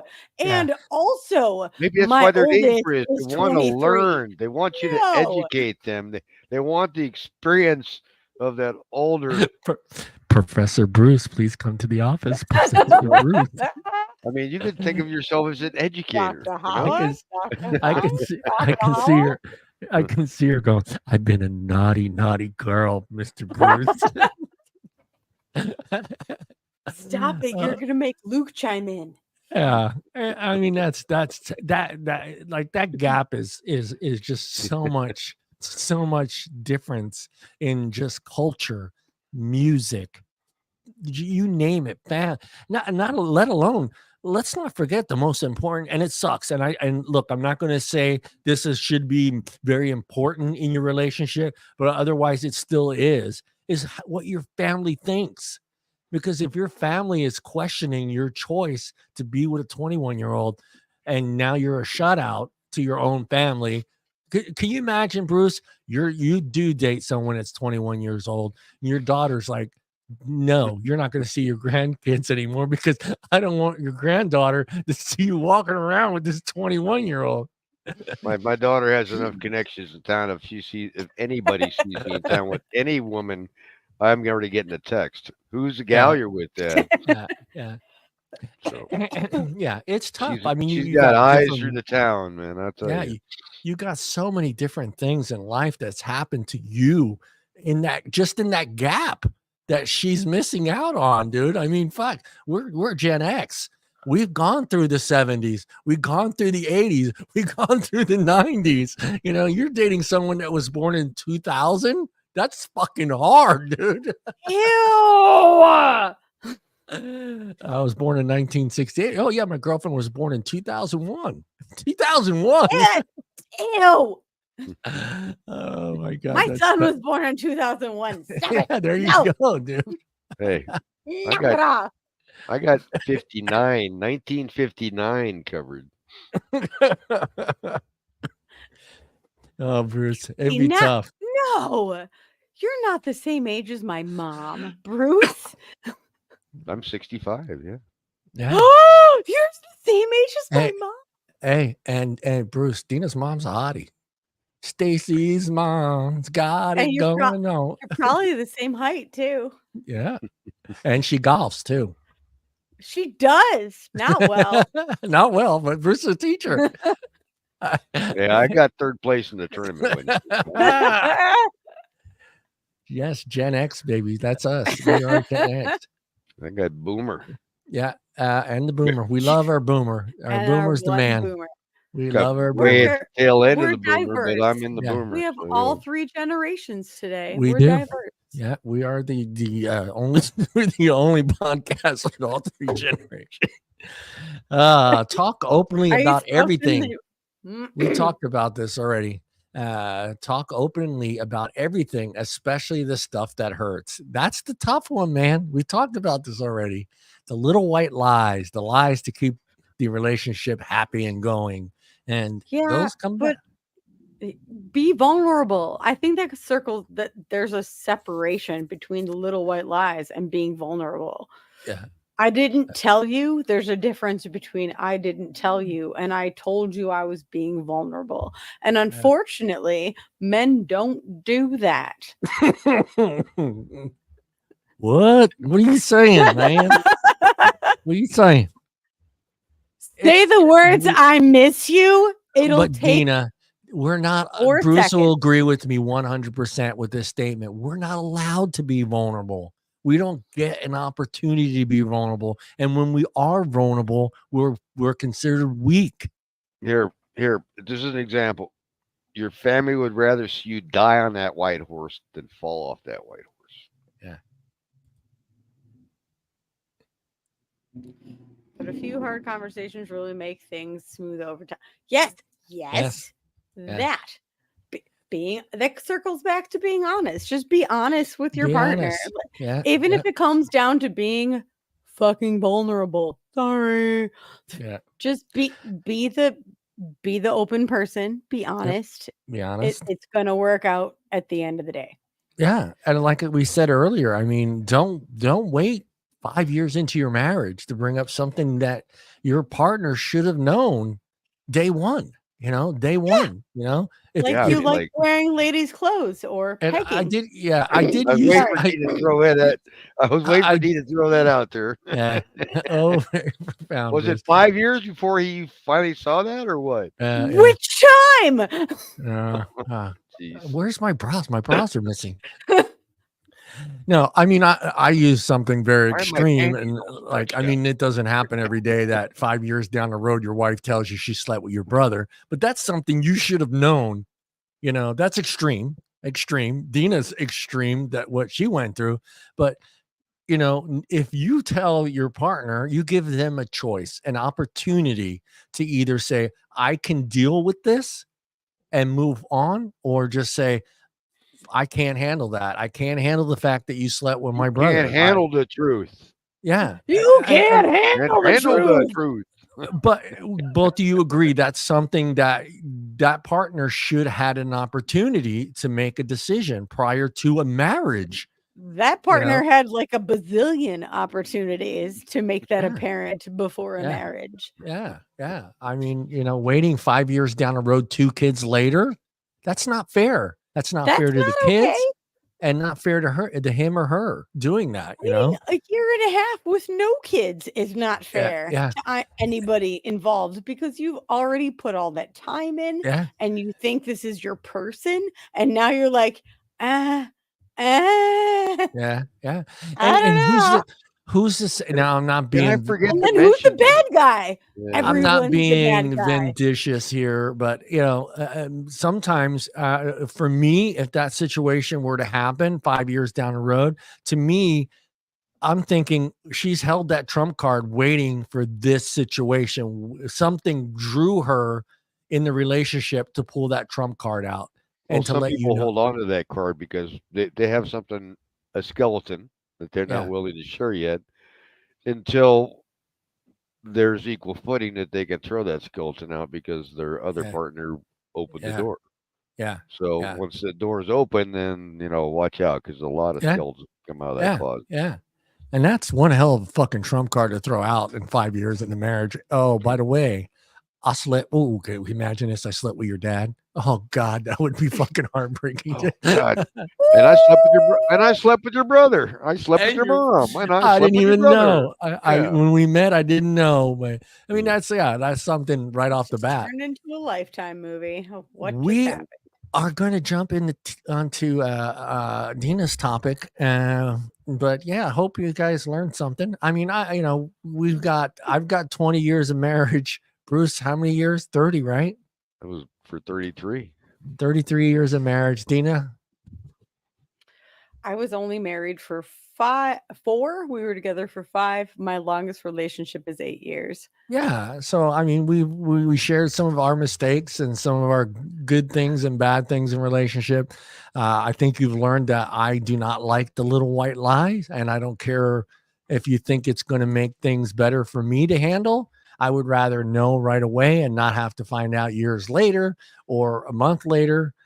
Just be honest. That's Watch one out thing for I that think. little trump card. Yeah, don't wait to use that card. To me, it's getting the truth out there, and being honest is to me more sexier than anything. I think that is sexier to me when someone can be honest and open about their past or our past or our history or where they think our relationship is going. Be honest. Don't be in a relationship that's not working, but you want to try to keep it going because you think you need to be in that relationship. That sucks. And when there's one person that's in Yes, that it does. relationship and the other person's just giving, and you're just playing, the Checked next out. card. Yeah, you checked out, man. It sucks. Mm. Yeah. Mhm. All right, Dina. Dina's going to share with us. Let me get my thing open here. No pressure. Why dating a millennial is so screwed up.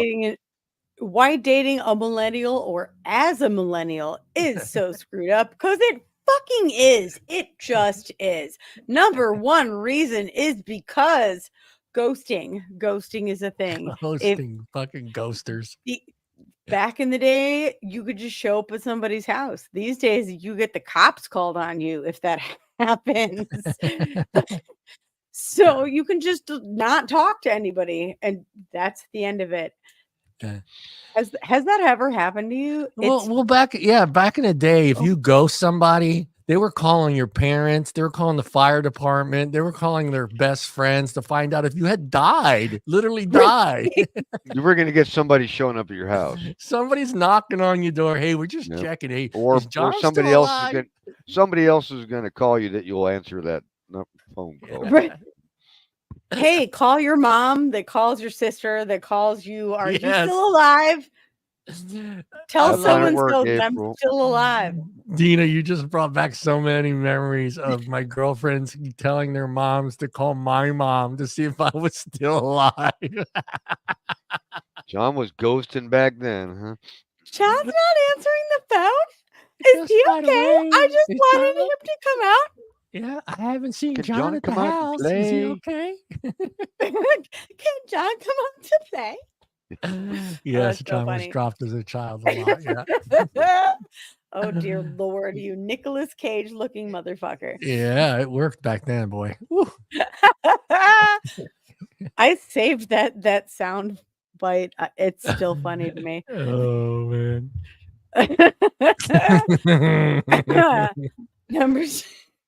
Number 2 is this is true. We're hyper focused on sex. And if people can't line up to us, it's like, all right, you guys are Gen X was very much, you were adventurous, but you had morals. Millennials are like, I want to test drive that shit and make sure I'm not wasting my time. Just for we don't Dina. talk about it, but it's true. Just because Dina brought it up.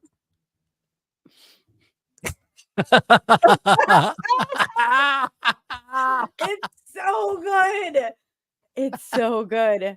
Anybody that wants to hear the soundbite of Nick Cage just chewing John out, I still have it. It's so funny. Go ahead. Back to the But millennials. we're hyper focused on sex, and Yeah. because of like the whole, what's that app where you just swipe? Everybody swipes. Oh, That one's Tinder? hot. It's That one's all the not. out. This It's one's all hot. This it's one's all the not. apps. Oh, I remember that It's all app. the Yeah. It wasn't a yeah. dating And app. It so was just Oh, rating what? people. Yeah. Tinder? Was it Tinder? I feel so out of touch. I'm so old. No, it was. I can't remember. It wasn't a dating app. It was just It wasn't a dating app. You just rated people. Yeah. That was the And you first swipe one. and That was the swipe and first swipe. one. Yeah. But that's become like all the dating apps, and I've Yeah. only sampled here or there. Bruce can probably tell me more than I know. Yeah. You swipe. Player. What's Oh, this? here's an What's interesting this? thing, because Bumble, when I was on it, I don't know Bumble. so the Bumble app, the women had to initiate uh the conversation. So if they matched with you, they had 24 hours to initiate the conversation. You couldn't, as a male, initiate the conversation, right? But now it's changed. So if there's a match, the male can initiate the conversation as well. Nice. That's the way it So they're should be. so they're talking about, well, what brought this change on? Because it was always, you know, so it wasn't the guys Gender complaining. equality. It wasn't the guys complaining on the site. It was women being too lazy to initiate the message once they got Yep. a match, Yep. right?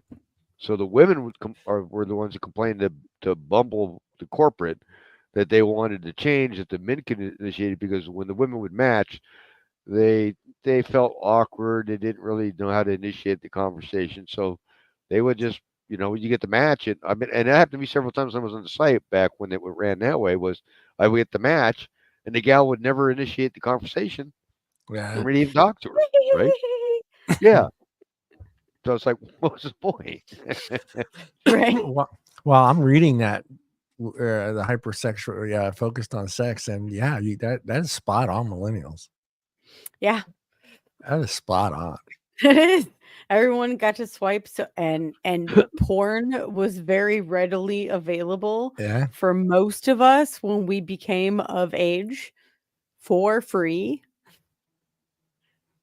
Yeah, you guys kind of brought back the one night stand thing. Millennials kind of brought that back. It's just, I don't need to know your name. I don't need to know what college you I went don't know to, your what last name. school. Nope. I don't need, just let's bang in the bathroom and go home. That's it. No, that never happened when I was growing up. We're not millennials. No, but it's spot on, because the I was being millennials that sarcastic, John. I know. I That know. was not me. But- Just for the record, I went to college at home.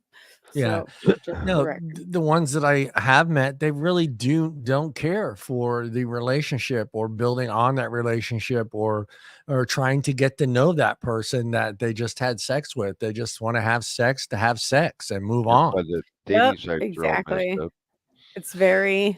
It's like ordering on Amazon. Yeah. Boop, Hot boop, guy, boop. 9:30. Hot Who'd guy. get that? Boop. Boop. Hey, I'm here to fix your hard drive. Where do I install my USB flash drive? This is Right, why download dating sites now. are all. This is why the dating sites are all screwed up. Yeah. Oddly and ironically, so we're going to circle back to some things we already knew today. But Love let me ask one calculators. question. One question for you. One question for you. Do you think millennials are this way because Gen X was so about? I don't know how to put this. Finish the sentence. But we were kind of open with our kids about what the fuck we were doing. Like, we're in the bedroom, we're fucking, we're having sex. Like, we didn't hide that. If the house is a rockin', don't come a knocking. Come I and get knocking. Do you think it has a lot to do with that? Like seeing that their parents were more open about, sex and Maybe that there's not so much a taboo on sex, because we've been, if you think about it, we've been quietly submerging our children in sex for I'm a child of the 90s. Seinfeld and Friends was very much a part of my upbringing. Yeah. And there was so many sexual innuendos in those shows. Master of my domain. Do you want to know how funny it was at dinner when I was 12 when I turned to my dad and I said, "What is he talking about, master of my domain?" And my dad went, "I have no idea what you're talking about." And I had to figure it out when I got older. That's sexuality was bred into us before we knew what it was. Yeah. You're right. Number three. Look at number three. Number three was, ironically, love calculators. Things that tell you we're going to predict it. We're going to tell you what you want. Yeah. And then it's giant disappointment and we're all tired of it. Yeah. Should I bring up the calculator again? We already did that. So I know. Good. I'm just messing. I'm messing with names now, right now. Number 4 is competition, games, and tactics. Who can care the least? That's an actual game because we all have to be aloof, especially. And I feel like that's been especially a thing since the pandemic. Like, I remember in the 90s, especially on sitcoms and on TV, like everybody was on the third date. If they don't call you after the third date, that was the boundary. And now it's like everybody has to act extra aloof. Like, even if you want to call them on that first date, nope, you don't do it. Even wait an extra day, don't do it. And then you look like a dick, and it's like a scare tactic, and it's a balance situation, right? Did you move on? Who's thinking about me more? Like, we've all been brainwashed. Thank you, friends. Yeah, but I mean, that goes beyond that show, because that's like our thing too. And as Gen Xers, it was just like when you went out on a date, you didn't call her the next day. You waited a couple days. You waited a couple days because you needed to feel aloof. And that's been passed on through the generations. Like, everybody, I need to be aloof. We're on social media. I can see you every day, all day long. And the one that pissed me off the most, that not having sex until the third date. Or, it's just like, what makes the third date so important? Like, I got to wait till the third date to have sex. You get sex. Right. I feel like that's very divided as a millennial generation. That's very like, some people are like, I don't give a shit. I'm just going to be like, I'm going to live my best life. And some people are like, it's my flower. I'm keeping it forever. You're 45. You have 7 cats. Let it go. Not 1 cat, 7 cats. 7. You have 7 cats. Let it go. And you know all their names. So this is when you're on the dating site, and and the gal's describing herself and her 2 cats and 3 dogs. Cat mom. It's an animal mom. It's like, I'm just not thinking that we're gonna get along too well if you got a farm at home. Which means there's some insecurities there. You on which one now? 5? 5 was strategic response. I kind of like outlined this really weird. I'm skipping around a little bit. So I'm skipping ahead to, we're overloaded with options. Yeah. Everybody has hobbies, everybody is self-involved, everybody has a website or a group, and you can get very easily attached to somebody that you don't know in a hobbies group or in a blah blah blah. And if you watch enough true crime, that's how you get murdered. That's I don't know, because that was I want to say that was really big in the 80s as well, because in the 80s everyone was about, what are you doing, because in the 80s, and I was a teenager, so I got to see adults doing this in the 80s, and it was about how much money you made, what college you went to, what are you doing, what bank do you work for, what major corporation do you work for. And I think that kind of changed with you guys. I think you guys didn't put so much value on what can you do for me, because I can do that for myself. You're more of that generation than we were, because Gen X, I think for me, it was important that you drove the right car. You drove the right car. Bruce, I mean, you can agree with me or disagree with me, but didn't you feel that's what the 80s were about? It was, I don't, yeah, it was kind of a one-upper type Yeah. generation. Yeah. I mean, I wasn't in that position. I mean, I was just trying to make ends meet and raise a family and keep a roof over my head. So yeah, but yeah, I mean, it was a status thing, especially white collar. That was more Yeah. so. Yeah. Well, that's the only color we know. No, I'm Yeah. kidding. Well, I was blue collar, so I was looked Yeah. down on. Even though I Yeah. made more money than most of the white collar people, they did. But Yeah. Yeah. but Yeah, it was to me. That's growing up. That's what it seemed like to me. And now my mom, she had a babysitting service, and she, Bruce will know the area you don't, but all the kids my mom babysit were from Del Rio, so very upper class, Gallo kids, all these things. So to me, growing up and seeing them coming in the brand new Mercedes, coming in the brand new fucking Rolls Royces, and picking up to me, that seemed to be the status that you needed to be in the 80s to be successful and to have a girlfriend and to have a relationship and to get married. And if you didn't achieve those things and you weren't in that category, it was very difficult. It was difficult.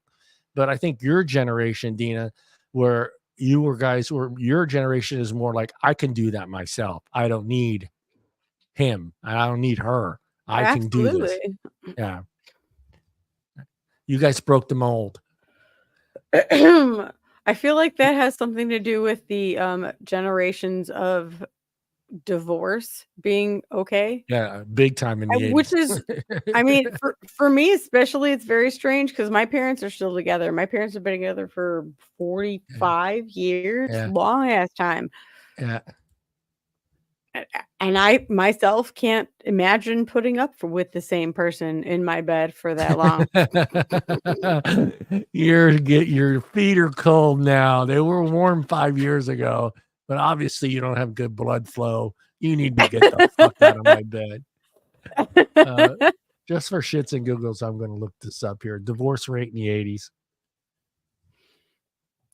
Oh, I bet you it was like a third of what it is now. The divorce rate in the United States began to decline from 5.2 divorces per 1,000 people in the 80s to 4.78 in 1989. This means that 40% of first marriages today end in divorce, down from approximately 50% in the 1980s. Can I ask what are the divorce rates now since the gay marriage is legal? Today's divorce rates. I guarantee you it's way lower because the gays keep marriage okay. In 2022, the divorce rate in the United States was 14.56 divorces per 1,000 married women, which is slightly increased from 2021. However, the overall trend since 2008 has been downward. In 2000, the divorce rate was 4 per 1,000, which means the current rate is a big decline in the 2 decades earlier. So there you go. So there you go. It's going down because gay marriage is legal. After reaching a 40-year record low for 2 consecutive years. Yeah. So it was the lowest it's ever been, was 2020 and 2021. But once again, think about what happened in 2020. COVID Thank years. you. Those were COVID years, which is odd because I feel like you couldn't leave. You couldn't leave a relationship. You couldn't go find an attorney. You couldn't meet anybody. But I feel like technically a lot of people wanted to fucking bail. I don't want to look at you anymore. I've had to look at you every day for the last 6 months. I'm coming to the living room. You go to the bedroom because that's as far as we can go because COVID. Right. How do I quarantine farther than this? Yeah. Yeah, you got 10 feet of space between us in a 600 square foot apartment in New York. Right. You go over there by the window. I'm going over here in the kitchen bathroom. Right. I've barricaded the door and my space is out the window. I don't know how to get farther away from you. Oh, my husband and I have been together for 34. Oh, nice. Beautiful. 30. Hey, Right. Tina, Lovely. that's love. Oh, wait, let me give you the real effect. Hold on, Wait, Tina. yes, do it. Yeah. Tina, that's love. The Love Shack. Hey, it's I can't think of the you word don't for it. see that. You don't see that anymore. I mean, you don't see No, you 34 don't. years, 20. I mean, here in California, it's what was the big deal? It was the 7-year itch, right, Bruce? I think that was what they called it. The 7. If you could get past 7 years in California, you were doing something right. Yep. 7-year itch in the midlife crisis. If you think about it, it works out to that though, Bruce, because most of us or most people don't get married until they're in their 30s, right? So you're 35, you end up getting married 7 years. Now you're 40, you're at that midlife crisis, and you're just like, hey, that grass over there on the other side of the fence looks pretty good right about now. Yep. Buying my first vet. Yep. I think I'm gonna go over there and mow it. Don't check In it out trouble. now, Funk Show He's out Brothers. mowing those lawns. Yeah, I'm gonna go outside and trim the hedges. Don't do it. Bump, ba-da-dum, bump. Dude, I give it to you guys. I think you guys, 2 generations that I think have done it right, and I think Gen X and millennials, I think, are the 2 last generations that I think got an opportunity to be themselves. I think that was important for us and Very millennials. true. You guys do come from Gen X parents. I know all millennials come from Gen X parents. Some boomers that got kids later in life. It's possible. Boomer Dina. parents. I'm an Boomer elder. parents. Yeah, boomer parents. Yeah, I do. I think we're the 2 last generations that got to live. You later in life got technology, you got your cell phones and the internet, but you had a good portion of your life where you grew up playing with toys, actual toys. Yeah, actual toys that were connected to anything. Yeah, They were like yeah. plastic and wooden, and sometimes came from McDonald's. Yeah. I give you that. And Bruce's generation, I think, is the hardest working generation in America. I think if We it didn't wasn't have for any of the modern day crap, the electronics, the internet, any of that stuff until we were adults. Yeah. It didn't exist growing up. Yeah. Yeah. Well, that's what I'm saying. I think your generation is the generation that owes this country a lot. You're the ones that worked hard, worked those 40-hour shifts, sometimes more. You're the generation that built the roads, that built the buildings, that made life easier. Fortunately enough, created the internet. Yeah. You did And create the internet. computers. Boomer did create the internet, and that's the truth. But it took a Gen Xer to figure it out that, hey, we need to make money off this. But no, I do have a lot of respect for boomers. I think they get the shit end of a lot of things, and from Gen Xers, a lot from Gen Xers, and I think Gen Xers need to realize if it wasn't for the boomers, that road you're driving on, it wouldn't be there. That building that you work in, it wouldn't be there, because that's the generation that now, John. This built stuff is all mysteriously happens by itself. Oh, by itself, yeah. Hard-earned tax dollars. Yeah. But yeah, electricity is magic. I mean, fucking Bruce knew Benjamin Franklin. He worked with Benjamin Franklin. He knew Thomas Edison. He was there. Saw that key. Yeah. Bruce is the one that helped him wire that first device up, and Bruce is trying to explain to him voltage, and current.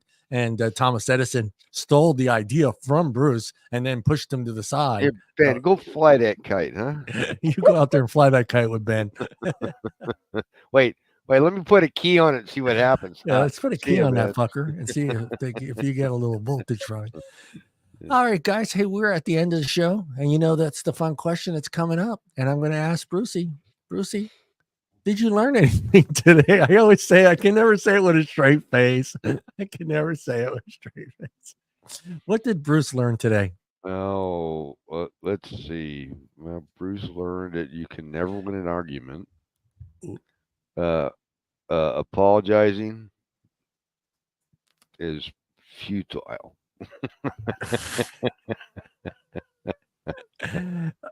Just out of shits and giggles, Bruce, percentage wise, how many arguments do you think you won in those 30 years?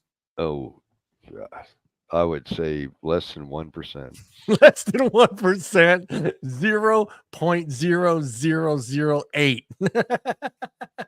It was, yep.